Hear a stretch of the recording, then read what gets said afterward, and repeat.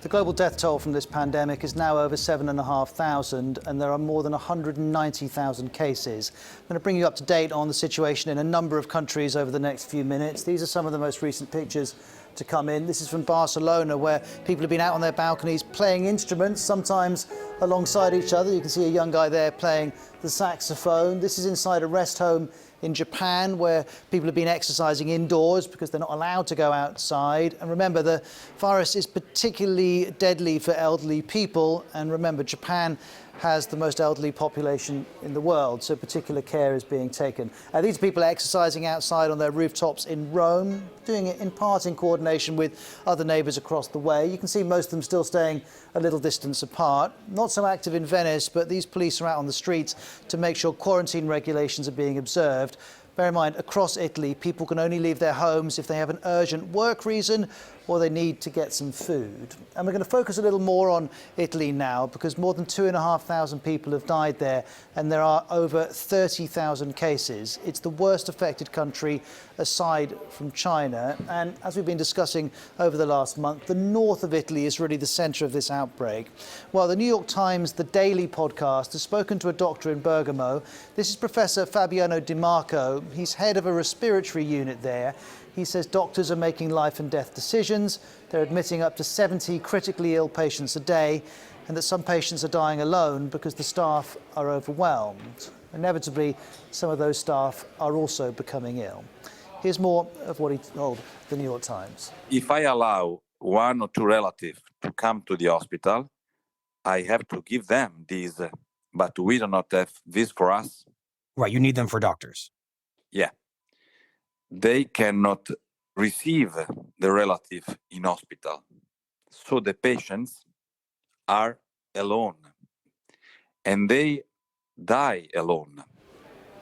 Well, this evening, EU leaders, including Italy's Prime Minister, have agreed to close Europe's borders for 30 days. They are establishing some fast-track lanes to allow goods to come between countries. Even so, this is just an additional measure on top of strident restrictions already. Bear in mind, Italy has been under a complete lockdown for close to a week now. Sima Katechas in Rome. A display of resilience and solidarity. Locals in Rome feeling optimistic about what lies ahead as the country tackles the worst health crisis in a generation. How do you feel the government is doing? Sorry? The Prime Minister, do you agree with what is happening? Yes, I do. Why? Because it's the right thing to do, I think. I never see Rome in this situation. Popular streets empty, no tourists, nothing open. Orlando is a taxi driver. He tells us the soul has been ripped out of Italy. I am not busy because there aren't people. Only to the hospital,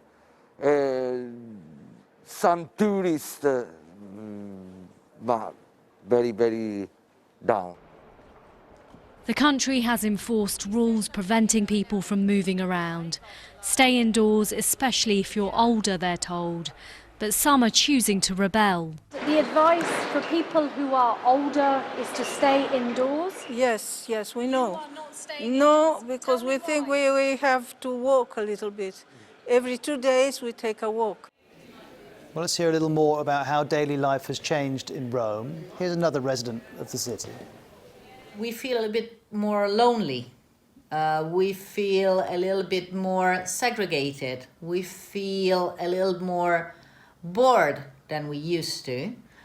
So I think we kind of changed our daily life, and I really hope that will help us to understand that maybe we needed to slow down a little bit.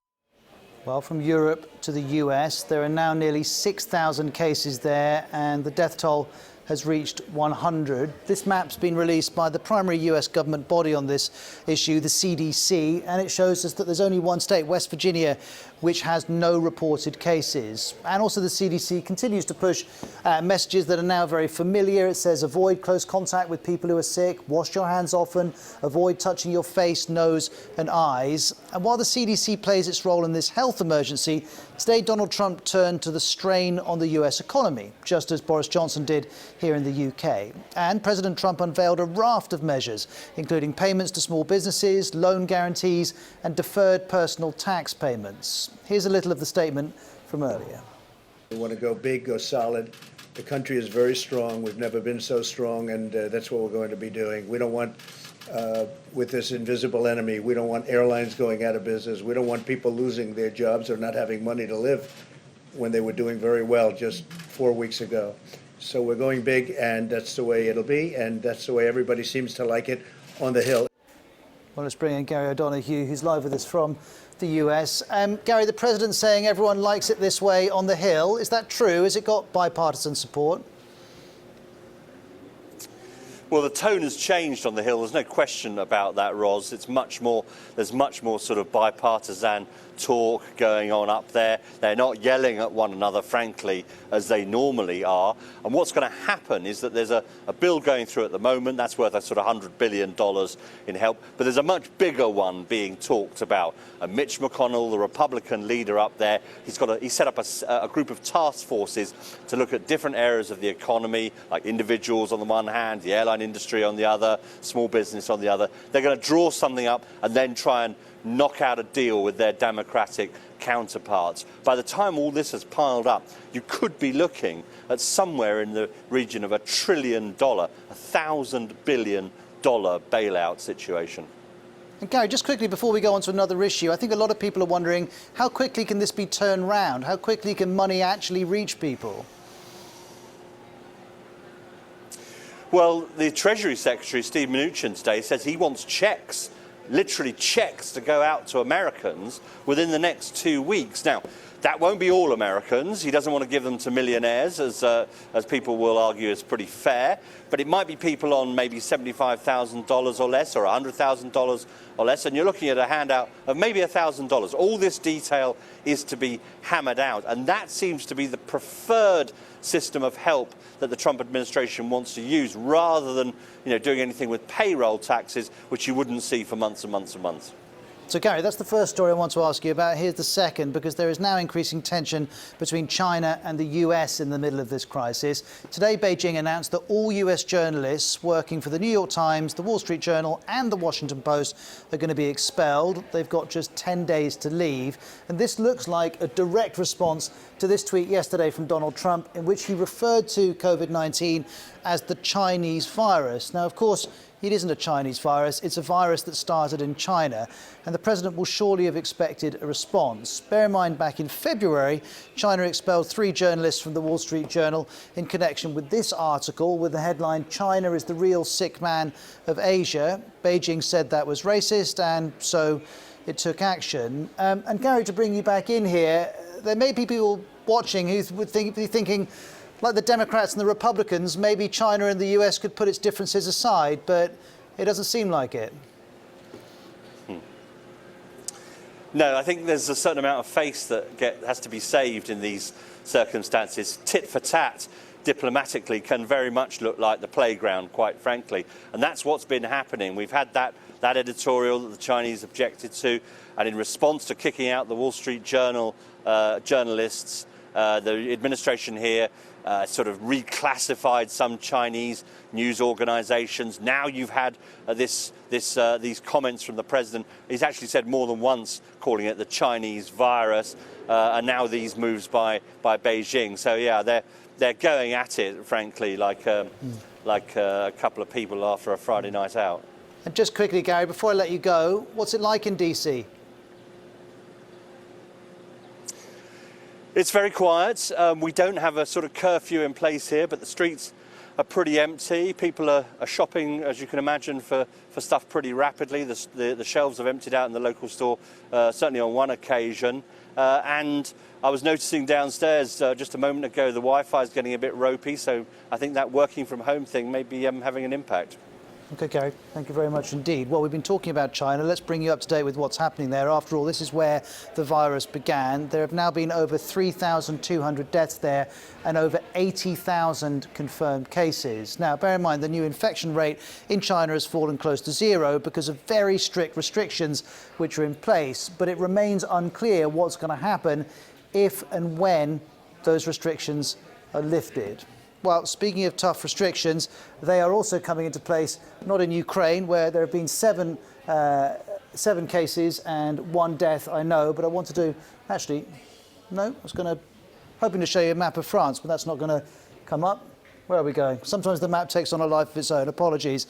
Now, I wanted to focus on France because people have to stay at home and can only go out for essential duties. This was announced by Emmanuel Macron last night, but it's come into place today. These restrictions will be in place for at least 15 days, and these are pictures from Paris today. An extra 3,000 police officers have been deployed in Paris to check that people are complying with these restrictions. Frankly, Emmanuel Macron was unimpressed over the weekend by the way that people were not following advice, and so France is getting stricter.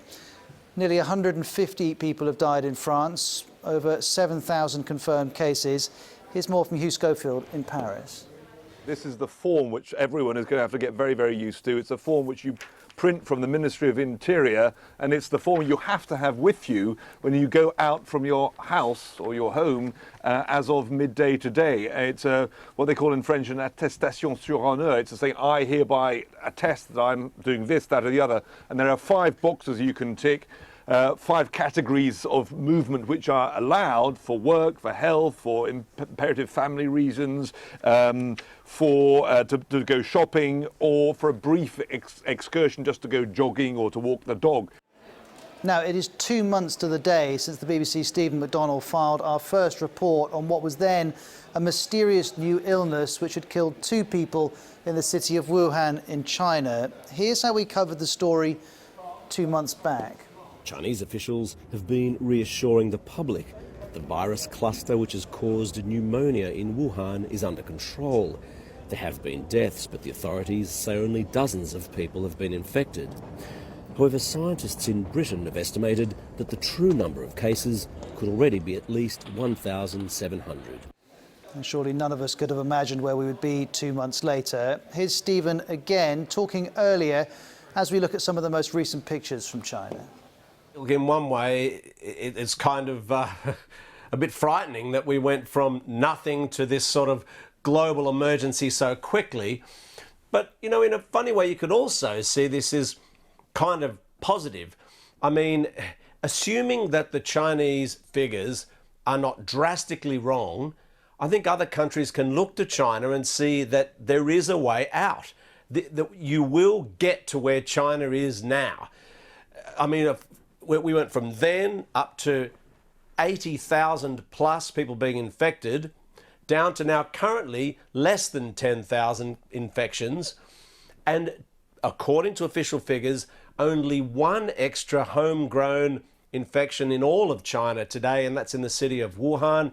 The other infections have come in the form of people travelling from overseas. And this is why there's been a lot of emphasis on this, and why Chinese cities have now introduced these quite strict quarantine procedures when you arrive in Beijing, in Hong Kong, in Shanghai, because the authorities there are worried that people returning from Europe, from North America into China, believing that it's sort of safe here, could reinfect everyone.